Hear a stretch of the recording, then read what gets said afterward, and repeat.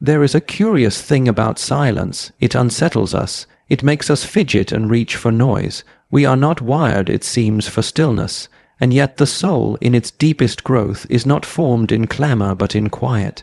God does not always shout from mountaintops. Sometimes he hides in the shadows of your obscurity to craft something weightier than mere recognition. He crafts readiness. You may think your silence was failure, your unnoticed labor, your unseen battles, your quiet tears. But there is a kind of silence that is not abandonment but appointment, a silence that speaks not of rejection but of refining. You were not overlooked. You were being overshadowed, protected like seed buried beneath soil, where growth is invisible until the time is right. Elevation is not the result of striving louder than others. It is often the outcome of being still while others run in circles. We imagine God's favor will come in applause and attention, but the divine strategy rarely follows the path of spectacle. The gold is not refined in public. The soul is not shaped in stadiums. The furnace, the cave, the wilderness, these are God's workshops for the destined. There are times when heaven will seem silent, not because you are forgotten, but because you are being taught to listen more deeply. Words from above are not always audible. Sometimes they come as weight, as pressure, as longing. In that quiet obedience, your foundation was laid not on charisma, not on charm, but on character. You see, had you been elevated prematurely, the platform would have crushed the version of you that hadn't yet been tempered. Silence was the strategy to grow roots before wings, to build in you the muscle that praise cannot give, to anchor you in something that applause cannot shake. If you are still in that silent season, do not despise it, and if you have emerged from it, do not forget it, because it was there in the low, in the hidden, in the hush that you were prepared for what eyes could not see.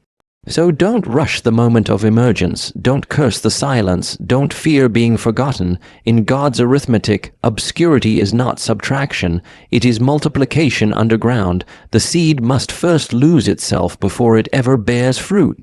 And what feels like delay is sometimes the gentle hand of eternity holding you back so you don't fall forward. Remember, when heaven seemed quiet, the strategy was already in motion. When no one called your name was being etched into something eternal. When you were silent, heaven wasn't inactive, it was intentional. Obscurity is not rejection but divine refinement. Many interpret their hidden seasons as evidence that they've been passed over, forgotten, or deemed unworthy. But in the framework of divine intention, obscurity is often the sacred chamber where the deepest transformation occurs. When the spotlight is absent and the applause has faded into silence, the soul is left to wrestle, reflect, and be reshaped. It is in the quiet corners of life, away from recognition and human affirmation, that God does his most intricate work. There is something uniquely holy about being unseen, not because invisibility is the goal, but because it eliminates distraction. When no one is watching, your motives are tested.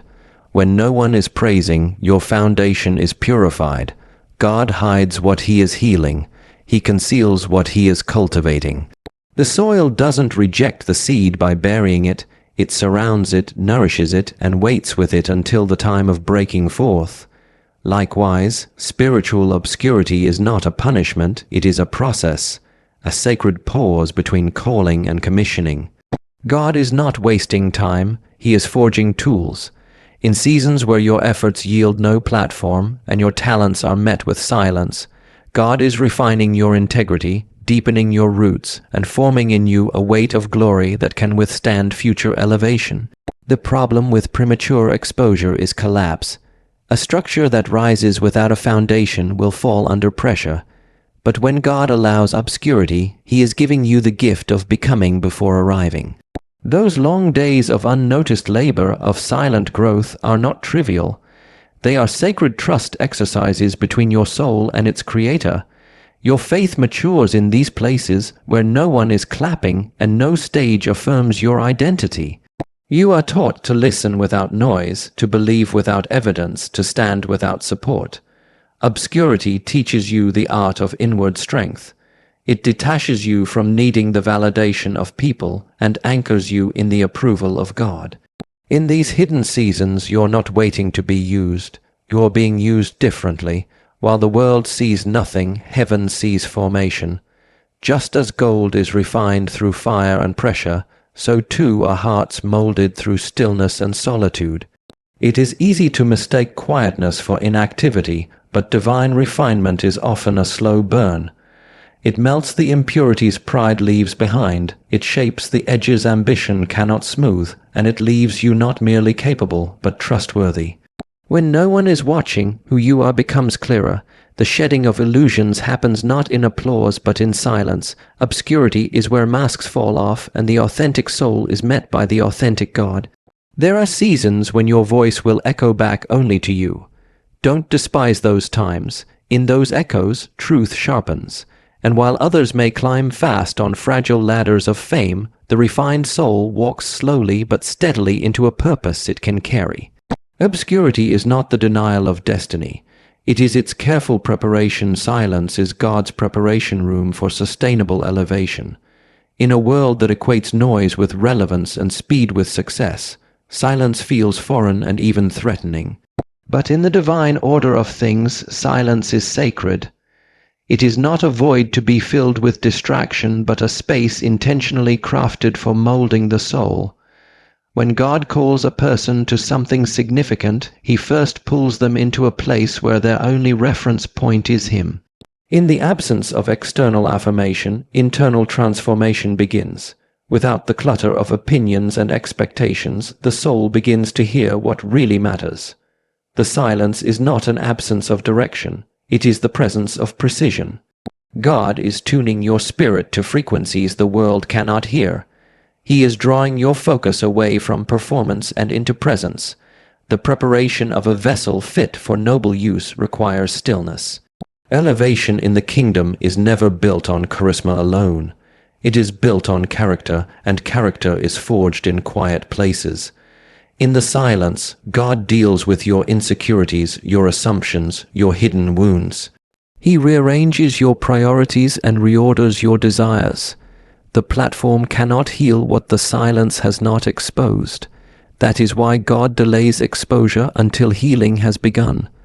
The delay is not punishment, it is preservation. The silence protects you from entering spaces that your soul is not yet equipped to navigate. There are lessons that only silence can teach. You learn the difference between influence and intimacy, between calling and compensation, between purpose and popularity. The more time you spend in the preparation room, the more you realize that elevation without wisdom is a liability. God does not just want to lift you, He wants to anchor you. In the stillness, you are made sensitive to His voice. You begin to distinguish His whispers from the crowd's cheers. The quiet becomes a sanctuary, not a prison. It is where your identity is secured, not shaped by accolades, but by revelation. You are not being overlooked. You are being overshadowed, just as the Spirit overshadowed Mary before the birth of something holy. The silence precedes the sacred. The world may be asking where you are, but heaven knows exactly where you are, on the potter's wheel in the craftsman's hands. God is not rushed by trends. He does not bow to the urgency of culture. He moves in eternal rhythms, preparing you not for a moment but for a mantle. The longer the silence, the deeper the shaping. When you finally emerge, it will not be with noise but with authority. It will not be to impress but to impact, and those who wondered where you were will witness the weight of what was formed in secret. The silence was not empty, it was filled with intention. It did not mean nothing was happening. It meant something too holy for the public eye was being formed. What seemed like inactivity was divine incubation, a sacred pause before the unfolding of purpose. The silence shaped you for the elevation that would not crush you but carry you into fullness. Elevation delayed is often elevation fortified. We tend to see delay as denial, as if the slowing down of our journey means the ending of it. But in God's economy, time is not wasted, it is woven. When the ascent to purpose appears halted, it is often because the structure beneath is being made stronger. Fortification happens in obscurity, in waiting, in silence. What the eye cannot see is often more essential than what is publicly displayed. The world may reward speed, but heaven values strength that endures. A soul that is fortified during delay is one that can carry the weight of glory without crumbling beneath it. The pause is not a punishment, it is a protection. God delays what is too heavy for our present frame, not to withhold but to prepare. The delay gives room for wisdom to grow, for perspective to deepen, for motives to be purified. In the quiet, the shallow ambition is burned away and a higher purpose takes its place. The delay does not remove you from the plan, it anchors you more firmly within it.